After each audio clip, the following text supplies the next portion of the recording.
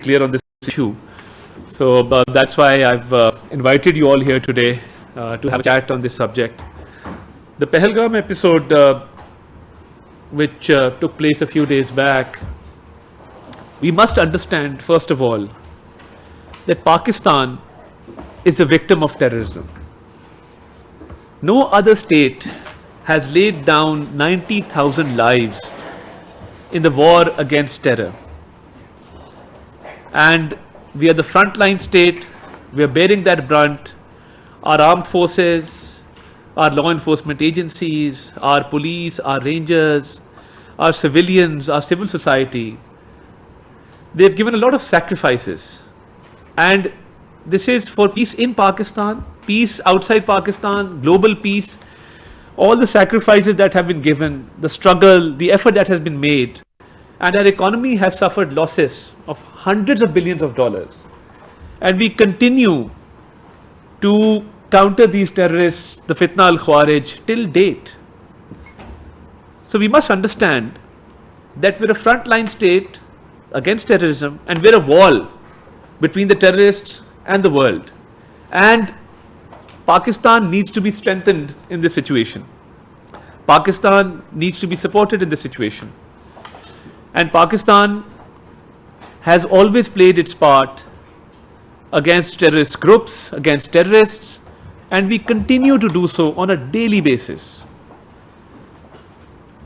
And I would like to highlight that the situation in Khyber Pakhtunkhwa, in Balochistan, and recently you all witnessed the Jafar Express episode, which was an unusual event, which was an event where a hijacking took place. Very few incidents in the world like Jafar Express have taken place. It was a hostage situation like never before. And having dealt with that situation, having countered the terrorists who were holding hostage innocent civilians, we received condemnation from all over the world. Why is it that our eastern neighbor refrained from condemning the Jafar Express episode? It was an act of terror. It was an act carried out by terrorists. It was an act against innocent civilians and personnel of the armed forces. Then why was there hesitation on part of our eastern neighbor to issue a simple statement of condemnation condemning that episode? And why is it that whenever we face terrorism and we counter terrorists and blood is spilt of our innocent civilians and officers and personnel of the armed forces, why is it that the eastern neighbor always celebrates these events? Is there a reason behind that? Yes, there is a reason behind that. And the reason is that India is involved in state-sponsored terrorism. Had we not apprehended Kulbhushan Yadav, who was a commissioned officer of the Indian Navy and was involved in espionage in Pakistan and was found to have been involved in terrorist activities and harboring and supporting terrorists and acts of terror, had we not apprehended Kulbhushan Yadav, had we not obtained incriminating and irrefutable evidence against him, I would not have been making this argument today. And why is it that the terrorists which receive funding and arms and ammunition from our eastern border, that is why when terrorist attacks take place, when acts of terror take place, like the Jafar Express episode, that is why the eastern neighbor does not condemn such acts and does not even have the courtesy to express concern over these incidents. And I would further substantiate my argument through the assassinations of Sikh leaders across the world in Canada and US. Transnational assassinations are taking place through the Indian-sponsored state terrorism. A state which persecutes and is involved in killing of members of the minorities across the globe, and other states have given evidence with regard to these incidents. So we will continue to fight the war against terrorism. We will continue to protect the world, the citizens of the world. We will continue to promote global peace and to ensure global peace through countering these terrorists, the Fitna al-Khawarij, which is trying to impose their own ideology in certain areas and is trying to, through acts of violence, through use of force, trying to spill blood of innocent civilians and of army personnel. We will continue to fight this war. This Pahalgam episode, to me, seems like a distraction, because we were gaining a lot of success in our western regions against these terrorists. Every other day, you hear of successful operations, you hear of our armed forces gaining a lot of success against these terrorists. And this could have been a distraction, because this story doesn't make sense. The Pehalgam area is more than 150 kilometers away from the line of control. And why pin the blame on Pakistan? Do you have credible evidence? Do you have verifiable evidence? Do you have any argument which is substantiated by evidence or by proof? And why is it that the first information report, which is a prerequisite for any criminal investigation, it was registered in the Pahalgam police station just 10 minutes after the incident? Is it possible for any investigating agency to register a first information report, an FIR, 10 minutes after an incident has taken place? Because for an FIR to be lodged, there has to be visit of the area, evidence needs to be collected, there has to be a complete scanning of the area, forensics take place, and there is usually a time lag between the occurrence and the registration of an FIR. So why is it that right after 10 minutes an FIR is registered and the blame is put on Pakistan, and it is said that it has been sponsored from across the border? The reason that we have called for an independent, impartial and transparent inquiry is because our hands are clean. How can a state which is the frontline state in the war against terrorism be responsible for such events? So I think our eastern neighbor was quick to jump to conclusions, and this false FIR episode actually proves my point that somehow they had preconceived notions about this incident, and maybe the purpose was to pin the blame on Pakistan. And Pakistan being a responsible state, Pakistan being a peaceful state, Pakistan being desirous of world peace, we've had very good relations with all other neighbors. We have very good alliances globally. We're a responsible member of the UN Security Council. And let me also reiterate that Pakistan has got majority of votes when it got elected as a non-permanent member of the UN Security Council. We received an overwhelming majority of votes to be elected to that position. And why is it that the Indian state-sponsored terrorism, we have credible evidence of India's involvement in Balochistan, in Khyber Pakhtunkhwa, in harboring, funding these terrorists, in supporting these terrorists, and their extremist ideology through which they are encouraging their people to attack our foreign missions? A very unfortunate incident took place in London. Our High Commission was attacked twice. Stones were pelted. And the people who are responsible are being sponsored by the Indian state and the Indian agencies.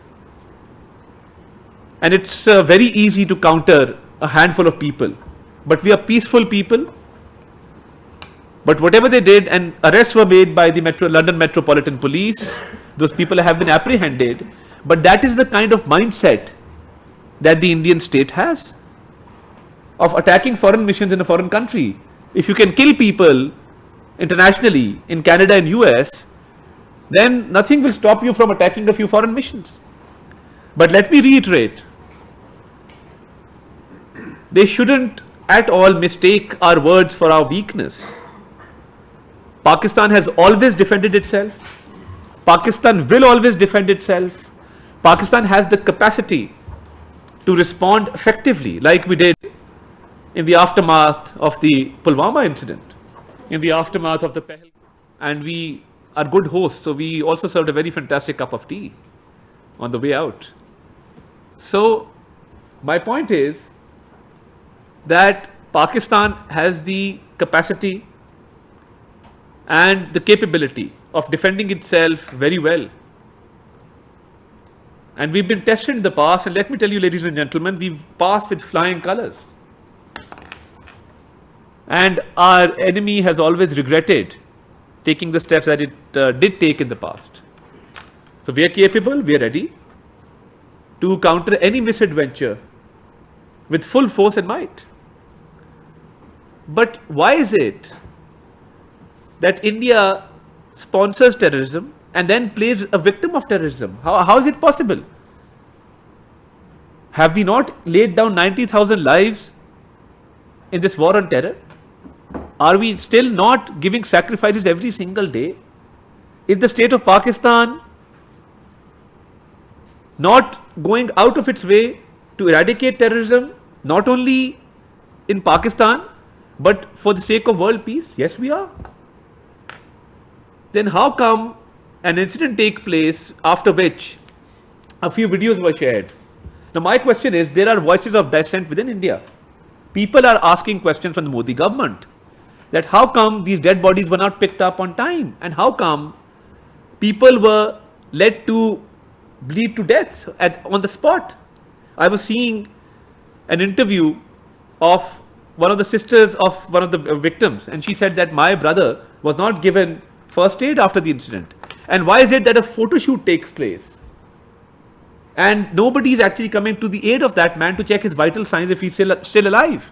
And then how come a video of a couple was shared which was attributed to the naval officer who's been killed in this incident, and then that couple actually came on the media and said, you know, this is us, this is not that couple which has suffered in this incident.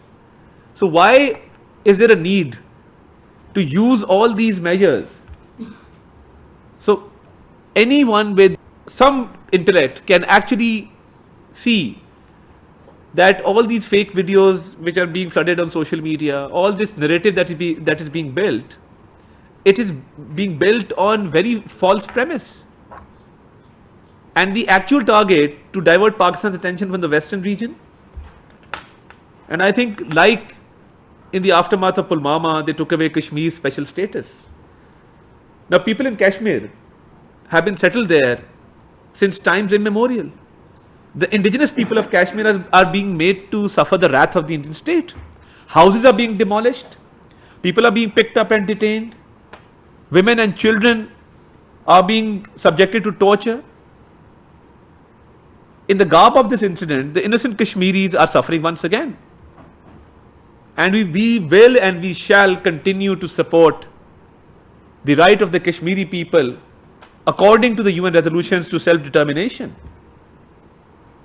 Morally, politically, diplomatically, we shall continue to do so, because that is an indigenous movement. The people want their rights. They are being denied their fundamental rights. And right after this incident, the atrocities that are taking place in Kashmir, they're the worst kind of atrocities that you can imagine. So one ponders that why is it that right after this incident, you build up a narrative against the Kashmiri people, You try to distract Pakistan from its western borders and from its western region, and you're subjecting the Kashmiris to the worst kind of treatment possible. And why wasn't security provided in that area when you have 900,000 security personnel of your armed forces in Kashmir? Then why was there no deployment in Pahalgam being a tourist spot? I'm, in my own right, I want to ask this question. You can deploy 900,000 security personnel in Kashmir to subjugate the Kashmiri people, but you can't provide security for your own people in that region. And without proof, you pin the blame on Pakistan. Why shouldn't the blame be pinned on you? Is my question.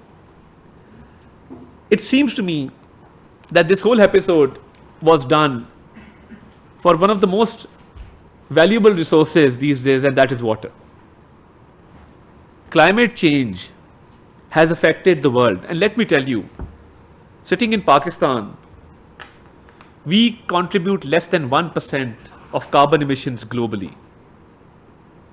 And when it comes to suffering the consequences of climate change, we are one of the worst affected countries in the world. We've seen floods in the recent past, 2 years back. I've personally seen the flood of 2010, which wreaked havoc. Billions of dollars of loss occurred. Thousands of lives were lost, livelihood, houses. So, water is an issue, climate change is an issue. And to say that we will suspend the Indus Water Treaty seems to me as an immature and a very childish step. Because I, being a student of law, I've studied some public international law. And I've also studied the law of treaties. What does the law of treaties tell you? What does the law, public international law tell you? That when there are two parties in a treaty and they agree with mutual consent and they come to common terms and they sign a certain treaty, then that treaty cannot be revoked, suspended or terminated unilaterally. It has to be done with mutual consent. And I was just reading an article by an Indian journalist. I would not like to name him because he's obsessed with Pakistan, tweets 20 times a day. And he has actually criticized his own government and said that the Modi government could not have done this. And Pakistan is an agrarian economy. You very well know that. Agriculture is the backbone of our economy, our exports. And I think this has been done to affect Pakistan's economy and the livelihood of its people, because majority of our people reside in the rural areas, and their livelihood is dependent upon their crop, upon their livestock. This is very unfortunate that you would attempt to suspend a treaty, the right of which you don't have. You don't have the right to suspend that treaty. This was something which has been done prematurely, without consulting legal experts, without actually reading the treaty, which actually has a clause which says that this cannot be done unilaterally. So if you want to usurp Pakistan's water, you don't have that right legally. You don't have that right as per the international best practices, the international law, the law of treaties. You can't do that. This has been seen as an act of usurpation. This has been seen as an unfair and unjust measure. And when the National Security Committee met, and the Prime Minister also made it very clear that any attempt to divert or stop Pakistan's water will be responded to with full force and full might. And the National Security Committee has already said that this will be an act of war. So I think in this whole episode, where Pakistan has acted very responsibly as a member state of the United Nations, as a state which believes in peace, as a state which is the frontline state against the war on terror, and to take